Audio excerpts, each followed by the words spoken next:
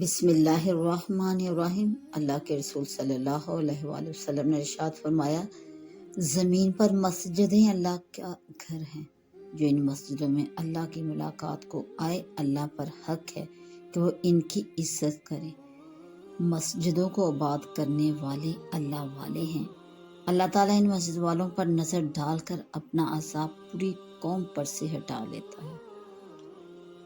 اللہ عز و جل فرماتے ہیں کہ مجھے اپنی عزت کی، اپنے جلال کی قسم، میں زمین والوں کو عذاب کرنا چاہتا ہوں، لیکن اپنے گھروں کے آباد کرنے والوں اور میرے لیے آپس میں محبت رکھنے والوں اور صبح اور سحری کے وقت استغفار کرنے والوں پر نظر ڈال کر اپنے عذاب کو ہٹا لیتا ہوں۔